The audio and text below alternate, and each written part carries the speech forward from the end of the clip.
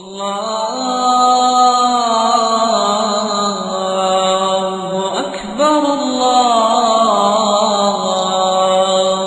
أكبر۔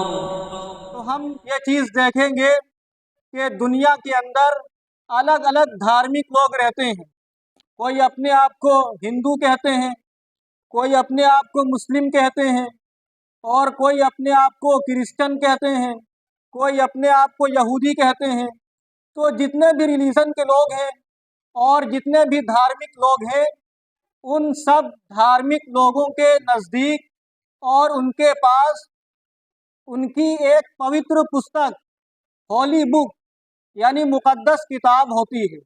ہندوؤں کے نزدیک ان کی اپنی مقدس کتابیں ہیں، پوتر پستکیں ہیں، اور یہودیوں کے نزدیک ان کی اپنی ہولی بکس ہیں۔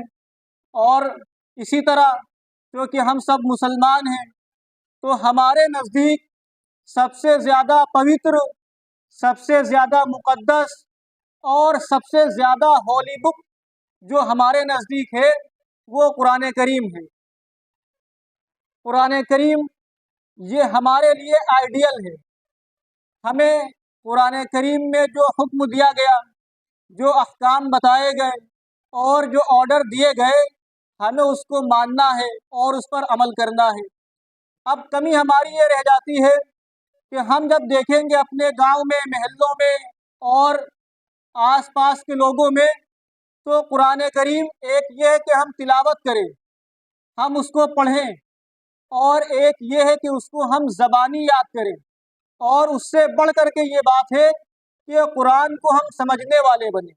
لیکن ہم جب دیکھیں گے تو ہمیں بہت ڈھونڈنے سے ایسے لوگ ملیں گے جو قرآن کو صحیح پڑھتے ہیں۔ صحیح پڑھنے کا مطلب کہ حروف کی ادائیگی ان کی صحیح ہو، ان کے مخرج صحیح ہوں، ان کے اوقاف صحیح ہوں، اور اس کے بعد وہ قرآن کو سمجھتے بھی ہوں۔ تو قرآن کو سمجھنے والے لوگ یہ بہت کم ہمیں ملیں گے، اور ہمارے لیے ضروری ہے کہ ہم قرآن کو جس طرح سے دیکھ کر پڑھتے ہیں کوشش کریں کہ ہم قرآن کو حفظ کریں۔ اور سب سے ضروری بات ہمارے لیے یہ ہے کہ ہم قرآن کریم کو سمجھ کر پڑھنے والے بنیں۔ تو قرآن کی جو سب سے پہلی آیت ہم نے پڑھی تھی، وہ سب سے پہلی آیت ہے اقرأ بسم ربک الذی خلق۔ اب اس میں ایک ورڈ آیا ہے، ایک لفظ آیا ہے اقرأ۔ اقرأ کے معنی آپ لوگ بتائیے کیا ہے؟ اقرأ کے معنی، اقرأ کے معنی پڑھیے، اقرأ کے معنی پڑھیے۔ قرآن کی جو سب سے پہلی آیت نازل ہوئی تو سب سے پہلی آیت میں جو سب سے پہلا لفظ آیا اور حکم آیا وہ آیا کہ اقرأ، آپ پڑھیے۔